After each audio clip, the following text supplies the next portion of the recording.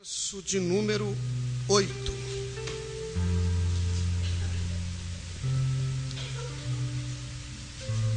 Todos acharam? Repetindo mais uma vez, 2 Crônicas, capítulo 34 e o verso de número 8 em diante. Eu vou começar a ler e diz assim: E tirando eles o dinheiro que se tinha trazido à casa do Senhor, Ilquias, o sacerdote, achou o livro da lei do Senhor, dada pelas mãos de Moisés. E Ilquias respondeu e disse a Safã, o escrivão: Achei o livro da lei na casa do Senhor. E Ilquias deu o livro a Safã. E Safã levou o livro ao rei, e deu conta também ao rei, dizendo: Teus servos fazem tudo quanto se lhes encomendou. E ajuntaram o dinheiro que se achou na casa do Senhor, e deram nas mãos dos superintendentes e nas mãos dos que faziam a obra. Além disso, Safã, o escrivão, fez saber ao rei, dizendo: O sacerdote Ilquias me deu um livro. E Safã leu nele perante o rei. E sucedeu, pois, que ouvindo o rei as palavras da lei, rasgou as suas vestes. E o rei deu ordem a Ilquias, e a Aicão, filho de Safã, e a Abidão, filho de Mica, e a Safã, o escrivão, e a Azaias, ministro do rei, dizendo: Ide consultai o Senhor por mim, e pelos que restam em Israel, e em Judá, e sobre as palavras deste livro que se achou, porque grande é o furor do Senhor, que se derramou sobre nós. Porquanto nossos pais não guardaram a palavra do Senhor, para fazerem conforme tudo quanto está escrito nele. Amém? Amados, esse texto que nós lemos nesta noite, ele cai muito bem para aquilo que começamos a falar aqui no início do culto, sobre o dia da reforma.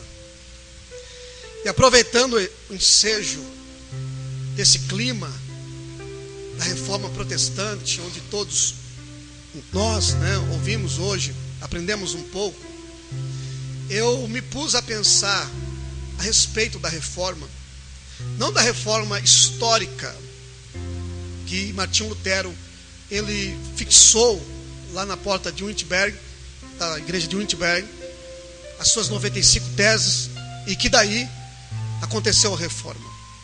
Mas eu quero nessa noite falar de uma reforma pessoal, de uma reforma que constantemente nós, como cristãos, precisamos passar de forma consciente, de forma clara e objetiva. E eu escolhi esse texto de 2 Crônicas, onde fala a respeito do rei Josias. Pois o rei Josias, ele, como diz os primeiros versos, foi um moço que desde os seus 8 anos de idade ele foi criado com um coração temeroso a Deus. A Bíblia diz que ele era uma criança que temia a Deus, era um rei que temia o Senhor. E este rei, quando chega numa fase da sua vida adulta, ele coloca em seu coração em reformar o templo do Senhor, a casa de Deus, o templo que Salomão havia construído. E ele juntou recursos, ele levantou alguns oficiais que levantassem recursos para assim se proceder com o templo de Deus, que esses recursos seriam para a manutenção da casa de Deus e assim reparar ou reformar o prédio, o templo, E quando se iniciou essa reforma, quando os oficiais recolheram as ofertas que entregou aos levitas, aos homens, como diz o texto, que eles trabalhavam fielmente na obra do Senhor, esses homens começaram a reconstruir ou a reformar o templo de Deus.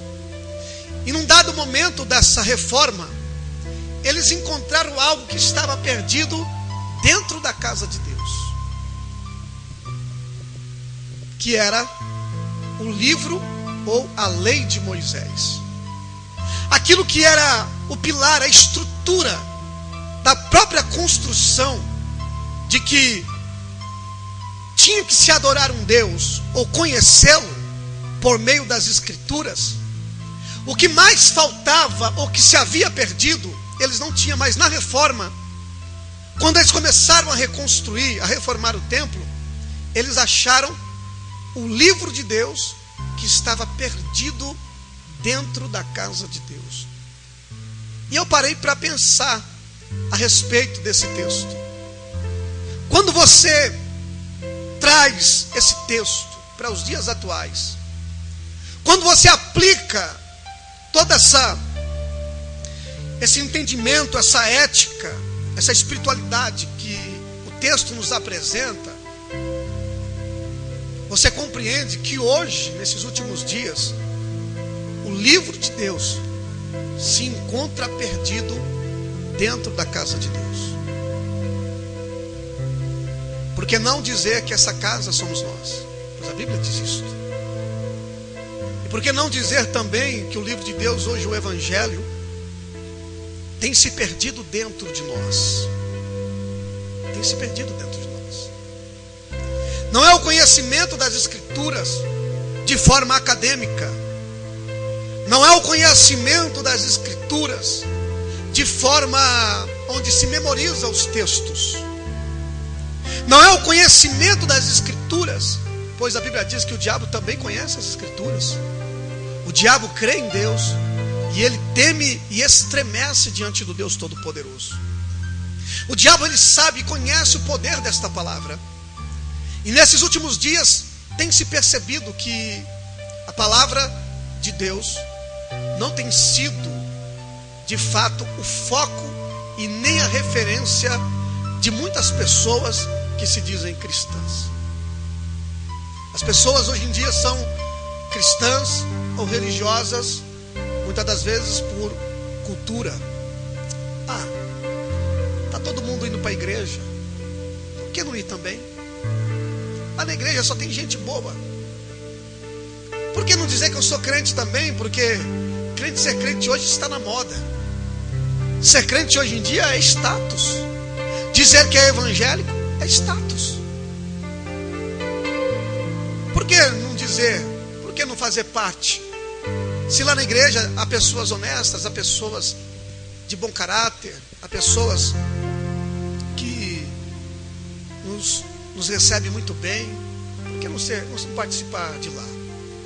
Eu estava em outro vínculo social, mas esse vínculo social da qual eu estava não me interessa mais, não me satisfaz emocionalmente mais. Então por que não participar de uma igreja evangélica, e nesta igreja evangélica lá eu terei os meus anseios satisfeitos? Muitas das vezes, irmãos, esta é a realidade do mundo evangélico hoje. É uma realidade hoje, presente. As pessoas não têm mais direcionado ou andado ou se posicionado segundo as Escrituras, segundo o Evangelho de Cristo. Hoje as pessoas têm sido movidas por um falso otimismo, por uma vida positiva que não é uma vida de fé. É muito fácil hoje em dia, irmãos, você ir numa igreja e ouvir palestras motivacionais. Quer dizer, o que importa não é mais a fé bíblica. O que importa é o humanismo, é o entusiasmo humanista, é o positivismo, é aquela vida da busca da felicidade. É o que importa hoje em dia. O que importa é ser feliz. As pessoas não são mais guiadas realmente pelas sagradas Escrituras. E quando as pessoas buscam as Escrituras, elas buscam aquilo que vão também satisfazer os seus anseios. E por que não dizer que nesses últimos dias, o livro de Deus, não o livro, a Bíblia, como nós vemos ela materialmente ou fisicamente, mas esse livro que é para estar nos nossos corações, como um evangelho que esteja dentro de nós, que faça parte de nós. Por que não dizer que nesta casa de Deus, que somos nós, esse livro também se encontra perdido? Mas eu tenho uma palavra de esperança nesta noite. Aproveitando esse ensejo da reforma, por que não hoje tratarmos de uma reforma consciente, de uma reforma pessoal, para ver se de fato nós de novo encontramos o desejo ardente em ter as Escrituras, o Evangelho, de fato sendo parte de nós. Amém? Falamos aqui sobre a reforma protestante, Martinho Lutero, as suas 95 teses, a sua excomungação. Todos nós vemos, aprendemos um pouco hoje. E um fator muito real para nós é que quando nós paramos para refletir, falar sobre reforma, o que é uma reforma? Segundo o dicionário, é o ato ou efeito de reformar. Quer dizer, é dar uma nova forma, é mudar para melhor, é restaurar, é realmente ajustar aquilo que está errado. Eu falava aqui hoje cedo na escola bíblica dominical que de tempo em tempo toda casa física, prédio, a estrutura que nós chamamos de alvenaria, cimento, bloco, pedra, areia, com o tempo que se passa, o tempo ele vai deteriorando o prédio, o edifício, a casa. E nós sabemos que em determinado tempo que a casa já não está mais do nosso gosto, nós se preparamos para uma reforma. Por que não dizer também que a reforma na casa ela é sempre constante? É uma lâmpada que queima, é um cano que quebra, é um fio que também às vezes entra em circuito, em curto-circuito. Você precisa ajustar, você precisa reformar, você precisa arrumar. Quando não dizer também das irmãs que são costureiras, como a irmã Márcia, que é costureira profissional. Ela é uma mulher que reforma roupas, não é isso? Está lá, rasgou a roupa, leva-se lá da irmã Márcia, ela costura, ela reforma as roupas em geral, né? E assim por dizer, por que não dizer de outros profissionais que reformam outras coisas. Mas vamos falar do prédio. O prédio é necessário reformar, a casa é necessário reformar de tempo em tempo. E quando tratamos dessa reforma física da casa, isso gera o que? Tempo e custo. Se gera tempo e custo, você precisa se preparar para a reforma. Pois bem, nós falamos também, se fala muito hoje em dia sobre reforma social. As pessoas não estão felizes como está a sociedade, então tem se falado de reforma social e também de reforma política. Então todas as áreas, seja ela moral, seja ela social, estatal, seja ela na comunidade, alguma coisa sempre precisará de reforma. E por que não dizer, como eu estou aqui falando, sobre a vida pessoal? Precisamos de uma reforma. Eu quero falar aqui de algumas áreas da nossa vida que precisam de reforma. E a primeira delas é a vida moral. A vida moral, irmãos, é algo que tem sido um grande problema no mundo cristão hoje em dia. A moralidade, a boa moralidade, tem sido um problema. A gente que ministra, a gente que aconselha, a gente que pastoreia, é perceptível que nesses últimos dias a vida moral, principalmente lá fora, você vê que ela se deslancha num declínio muito terrível. A cada dia, a cada tempo, você percebe que a sociedade está mergulhando num profundo abismo moral. E a igreja tem caminhado no mesmo rumo. Por mais que muitas das vezes a igreja reflete uma ética boa e moral, mas muitas das vezes em alguns aspectos, ou em muitos aspectos, algumas coisas são como diz o texto de de Cantares, que nós devemos tomar cuidado com as raposinhas que têm danificado a vinha, têm danificado a agricultura.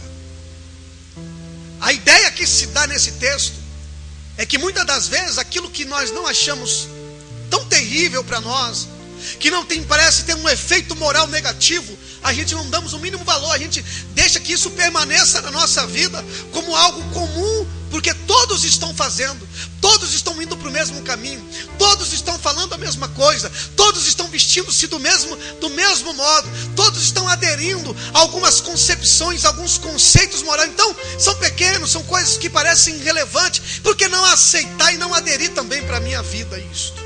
E muitas das vezes isso é de fato uma lacuna ou uma brecha moral, até mesmo que vai se tornando cada dia maior.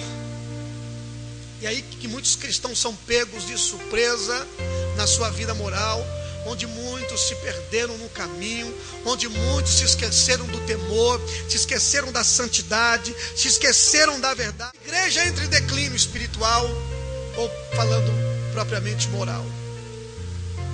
Se levantam-se os hipócritas e fariseus, aqueles que querem mudar tudo e todos, mas não conseguem mudar a si mesmo. O maior problema hoje dentro da igreja é a hipocrisia. É muito fácil a gente querer mudar os outros, irmãos. É muito fácil a gente querer mudar as pessoas que estão ao nosso redor. Queremos muitas das vezes mudar as instituições, como as igrejas, as escolas. Queremos mudar o ambiente de trabalho.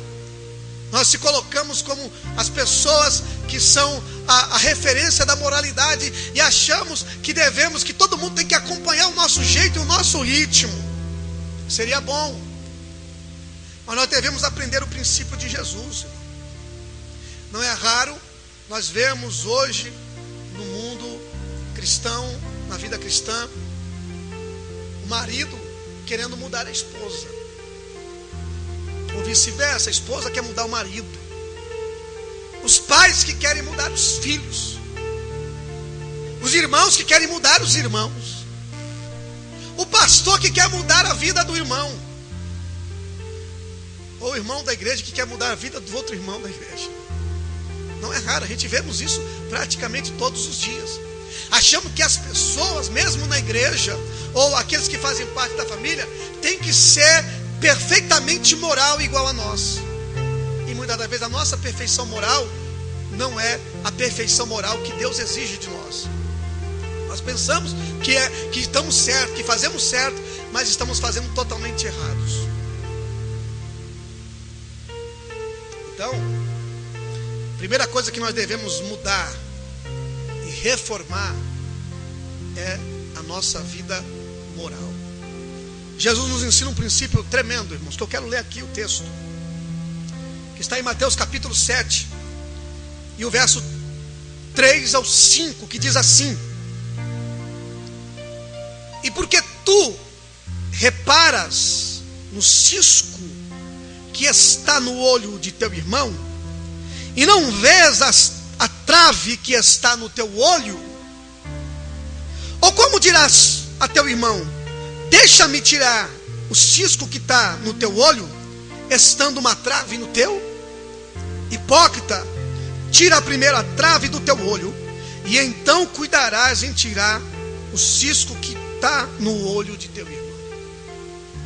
Quem está dizendo isto, irmãos, não é um filósofo, não é um estadista, não é alguém conhecido no campo da ciência, mas é o próprio Deus que está dizendo isso. É o Rei dos Reis, o Senhor dos Senhores, que está nos ensinando que antes que nós façamos na vida moral de alguém algo relevante que possa trazer mudança na vida da outra pessoa, primeiro nós temos que fazer na nossa. Antes que eu tente mudar alguém, antes que eu queira mudar os meus filhos, antes que eu queira mudar a minha esposa, ou antes que eu queira mudar a igreja aonde eu pastoreio, eu tenho que primeiro mudar a mim mesmo. Diz amém se você está entendendo.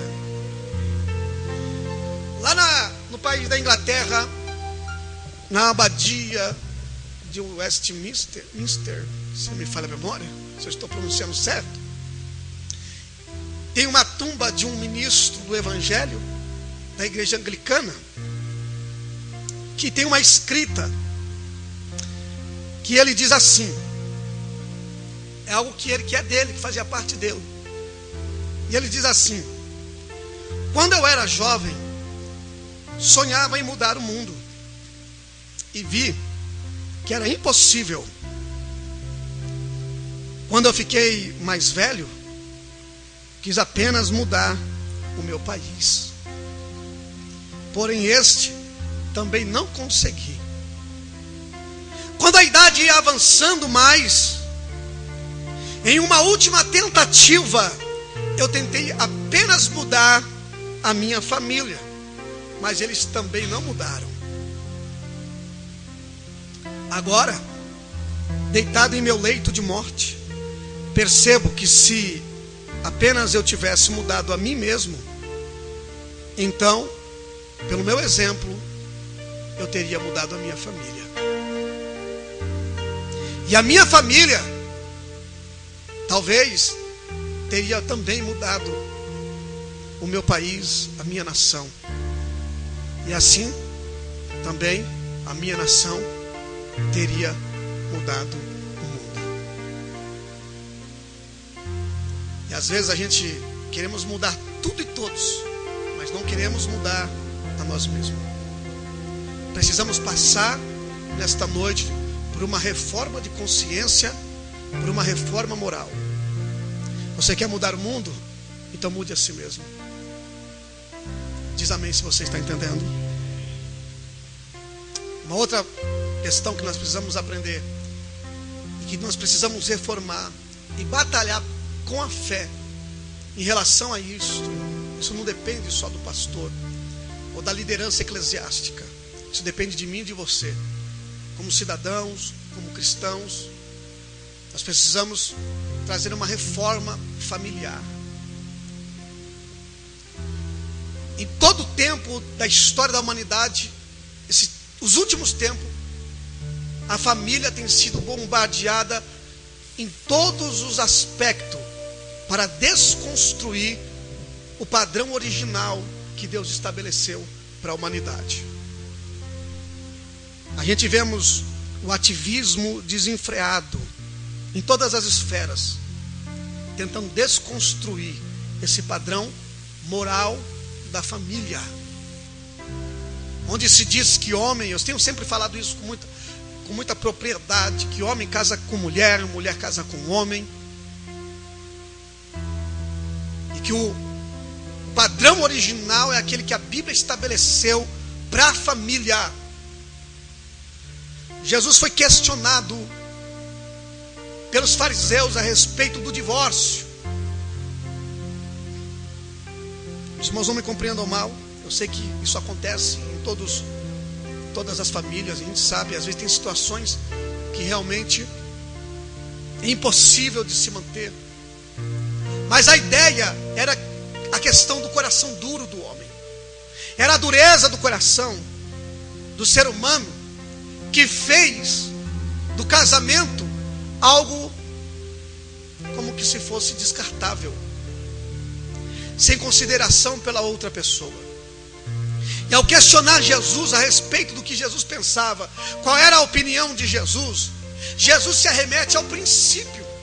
Ele diz assim: vocês não leste que no princípio criou Deus macho e fêmea, homem e mulher, e que os dois ambos seriam uma só carne? Então Jesus estabelece o princípio. Jesus fala do princípio. Jesus revoga ou traz de volta o princípio daquilo que Deus estabeleceu. Pastor, o que isso tem a ver comigo? Não só cabe a questão de marido e mulher, mas cabe a questão de filhos. Cabe a questão de casa, de sentar na mesa, de ter comunhão, de ter diálogo, de amar, de ceder. compreender, de respeitar, de se submeter.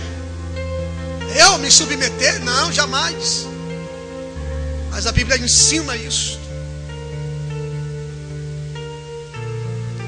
O marido deve amar a esposa assim como Cristo amou a igreja. O amor de Cristo é sacrificial. Não vai pensar as esposas que esse amor sacrificial é liberar o cartão de crédito. Não é isto. Não é isto.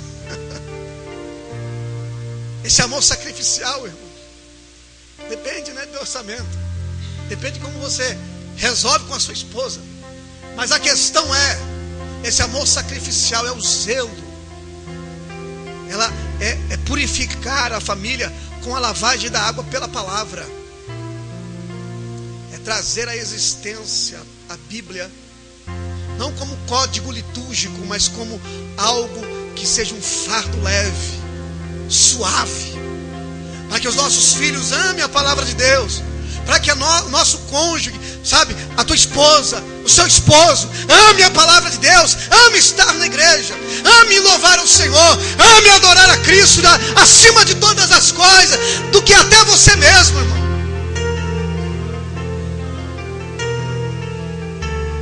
E infelizmente o padrão da família, um ativismo por agendas que tem relativizado a família, os códigos morais da família, a ética da família, a espiritualidade da família, a questão social.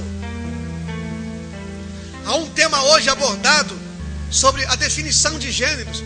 Olha que ideia, as pessoas têm apresentado algo que surgiu aí no Enem, e isso foi levantado por uma pensadora da década de 40, de 30, 40, que não me falha a memória, o nome dela é Simone alguma coisa aí.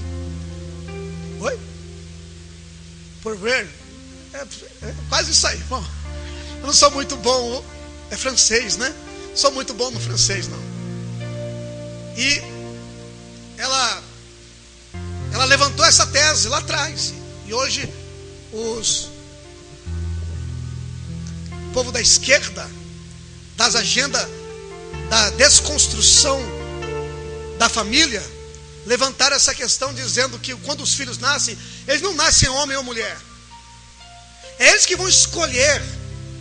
Você não pode influenciar se a tua filha, ela tem que ser mulher. Ela que vai escolher se ela quer ser mulher ou se ela quer ser homem.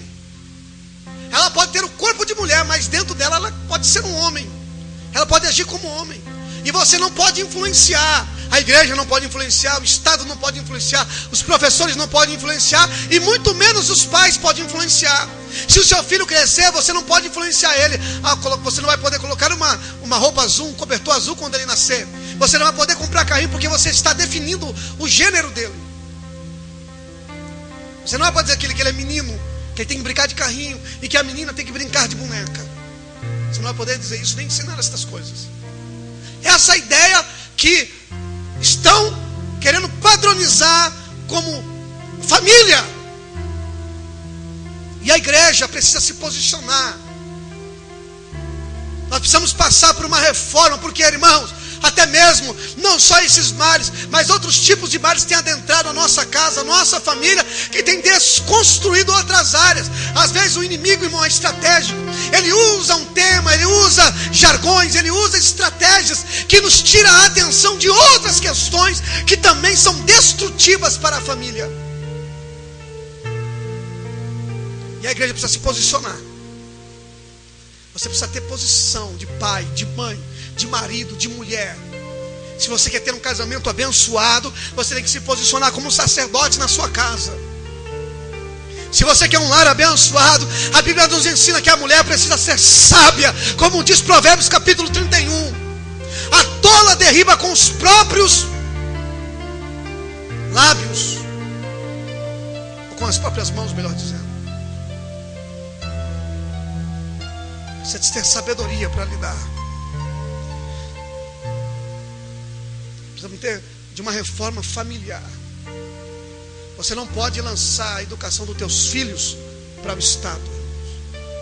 A responsabilidade da educação dos teus filhos para os avós. para os amigos. Você não pode terceirizar a responsabilidade da educação. Você tem que educar os seus filhos, ensinar a eles o certo e o errado. Você precisa ensinar os seus filhos a ter responsabilidade. Você precisa ensinar os seus filhos a temer a Deus acima de todas as coisas, a amar a Deus acima de tudo. Você precisa ensinar essas coisas. Uma outra reforma que nós precisamos, agora eu vou falar da igreja. Precisamos de imediato de uma reforma espiritual, irmãos. Começando pela fé. O justo viverá da fé. Esse foi a frase, ou o versículo, a parte que mexeu com Martinho Lutero. O justo viverá da fé. E o que é viver da fé, irmãos? Viver da fé é confiar a Deus toda a sua vida. Não são partes da sua vida. Não são partes da sua vida. Deus não quer só ter o glória a Deus e aleluia na igreja. Deus quer o teu louvor. Ele quer a tua adoração. Deus não quer só expressões, mas Ele quer a tua vida por inteiro. E muitas das vezes nós só damos parte da nossa vida para Deus, parte do nosso tempo para Deus, parte dos nossos recursos para Deus. Só damos para o Senhor parte da nossa família para Ele, só parte da nossa casa para Deus. Precisamos de fé. Viver pela fé é viver firme, confiante na graça de Jesus Cristo, autor e consumador da nossa fé. Não é só essa fé que só conhece os versículos bons. Eu vou prosperar, só aceita esse tipo de versículos. Posso todas as coisas naquele que me fortalece. O gigante vai cair, eu vou receber a vitória. Isso é muito fácil. Mas é a outra parte que nos fala, que nos cabe a responsabilidade com Deus. Nós só pensamos que Deus tem que ter responsabilidade conosco, e nós não temos que ter responsabilidade com Ele. Precisamos de uma reforma espiritual, uma reforma de consciência lá dentro, onde eu compreendo de fato o que é ser cristão, o que é ter fé, o que é andar na verdade. Não uma espiritualidade superficial, irmão. Tem gente que confunde espiritualidade com dons espirituais. A verdadeira espiritualidade, ela está marcada nos frutos do Espírito. Um verdadeiro cristão, ele é humilde, ele é sincero, ele é quebrantado, ele é santificado. Um verdadeiro cristão não vive nos pecados da carne, mas vive dando fruto no Espírito, cumprindo o desejo, a vontade do coração de Deus. É ter uma mudança de mente, irmão, é de ser convertido de fato. Tem muita pessoa dentro da igreja que não são convertidas, não são mudadas, não são transformadas, são carnais, são hipócritas, fariseus, não tem compromisso nenhum com Deus. Amém? Precisa ter uma ideia do que é pecado, irmãos. Tem pessoas praticando pecado, achando que Deus está achando que está tudo bem, vivendo no pecado, e só porque acham que estão dentro da igreja estão salvos, porque acham que estão dentro da igreja está tudo bem, e acham que Deus não vai cobrar, achando que não vão colher os frutos. Precisamos de uma reforma espiritual. Qual é a ideia que você tem de Jesus, irmão? Do pecado uma coisa, de Jesus outra. O que Jesus é para você? Apenas um ser que existe para te abençoar, para te dar o que você quer? O que Jesus é para você, irmão? Jesus perguntou para os apóstolos o que os homens pensavam a respeito deles. Uns pensavam uma coisa, outros pensavam outros.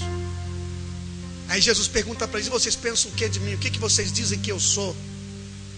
Alguém diz: Pedro, tu és o Cristo, Filho do Deus vivo. Disseste bem, Pedro, porque não foi carne nem sangue que te revelou, mas foi o meu Pai que te revelou, que está nos céus. É por esta afirmação, Pedro, é por esta palavra que eu edificarei a minha igreja, e as portas do inferno não prevalecerão contra ela. Quando de fato se é igreja, é porque você entendeu quem é Cristo, Quem é Jesus? Não é simplesmente um homem bom que viveu e morreu. Não é um homem que foi ferido pelos nossos pecados, ferido de Deus. Não é somente isto. Mas a ideia é que nós temos que ter a respeito dele. É que ele é o Rei dos Reis, o Senhor dos Senhores. E que um dia todo joelho terá que se dobrar perante ele. E toda língua confessará que ele é o Senhor para a glória de Deus Pai. Não é Senhor por subterfúgio, mas é Senhor, realmente Senhor da minha vida. É Ele quem dirige-me, é Ele quem dirige a minha vida, é Ele quem me guia, é Ele quem manda em mim.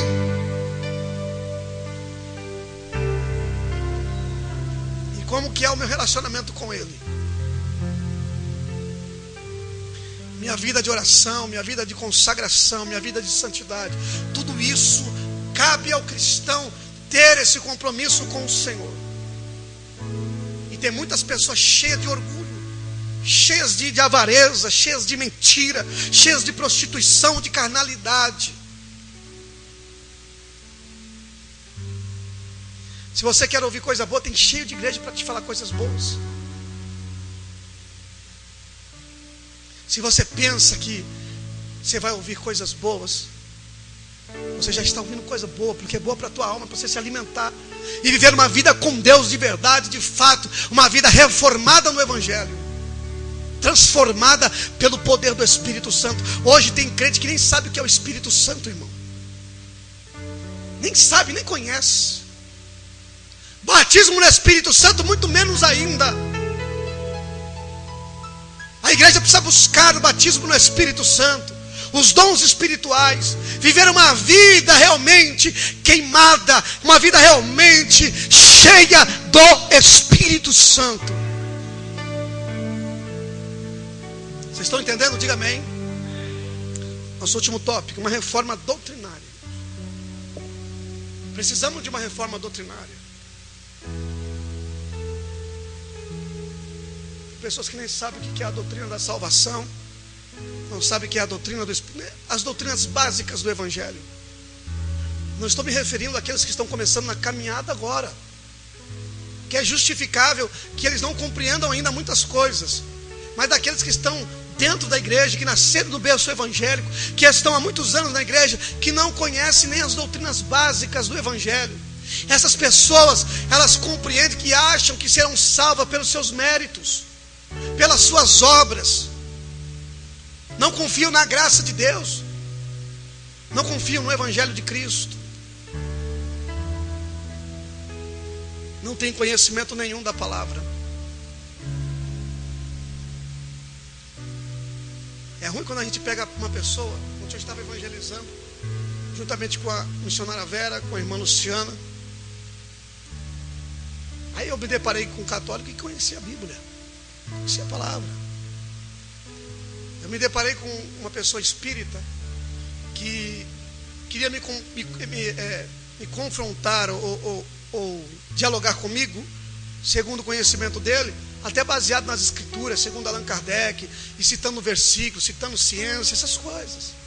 Pessoas que muitas das vezes não fazem parte da igreja, não conhecem a igreja, não conhecem o Deus verdadeiro como nós conhecemos, e elas têm um compromisso, um relacionamento de compromisso com aquilo que elas acreditam. E você não acredita nem naquilo que você crê.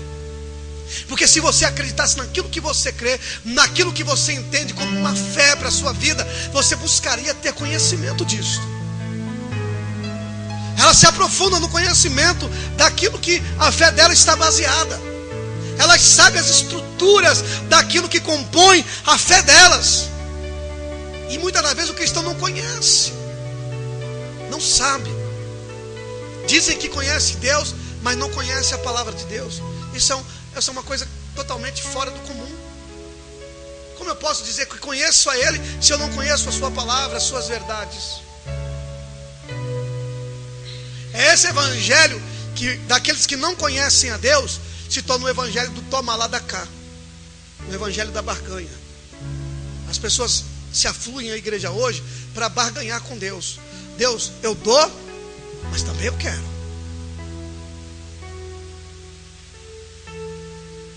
As suas fés estão baseadas em coisas superficiais, irmãos. Elas submetem as suas consciências a coisas superficiais. Como eu sempre tenho falado, a óleo, a caixinha de promessas. Tem pessoas que não lê a Bíblia, mas todo dia abre a caixinha de promessas para ver que promessa ela vai receber para aquele dia. Não tem compromisso com Deus, não abre a Bíblia, não quer ler a Bíblia, não quer conhecer mais de Deus. Aí ela compra aquela caixinha de promessas ou recebeu em algum lugar e ela quer ouvir a voz de Deus. Eu quero ouvir Deus, eu quero uma direção de Deus. Sabe onde ela vai? Ela vai lá na estante, pega aquela caixinha de promessa, tira a tampinha e põe um dedinho lá, fica escolhendo assim, tira uma folhinha e lê lá.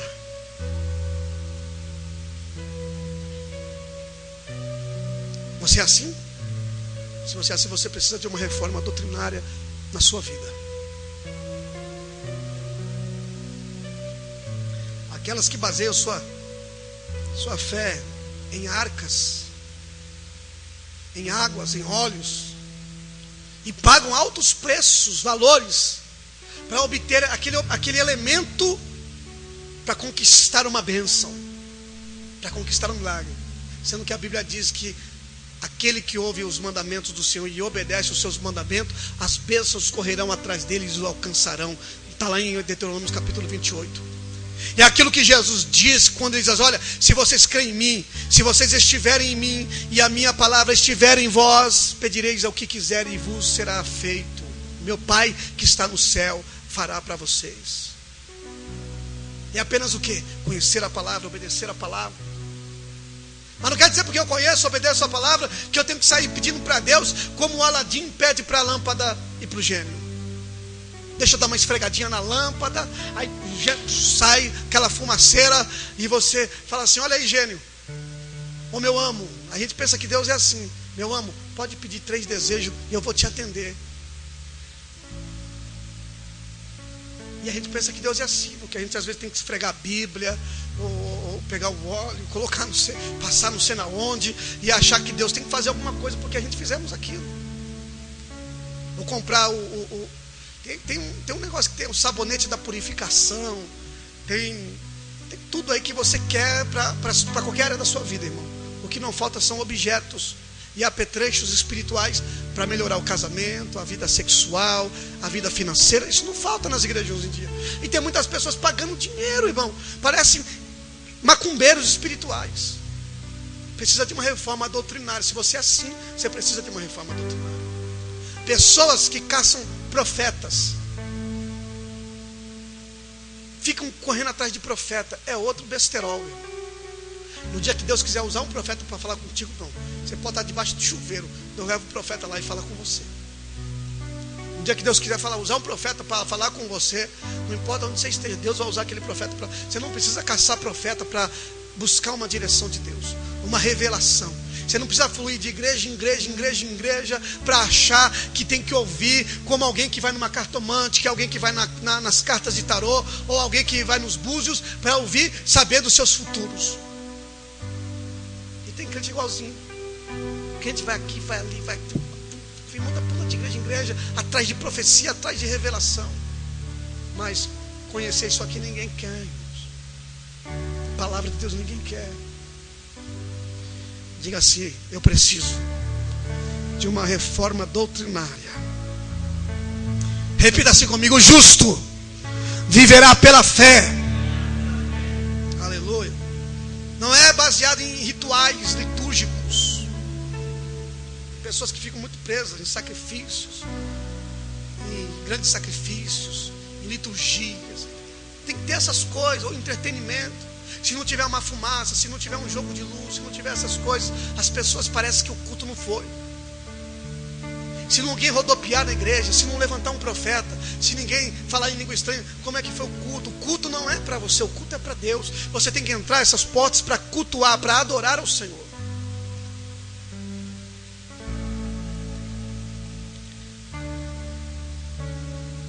O livro foi achado quando os homens estavam reformando a casa de Deus. Quem precisa de uma reforma nessa noite, levanta as mãos. Eu preciso de uma reforma, irmãos. todos nós precisamos todos os dias.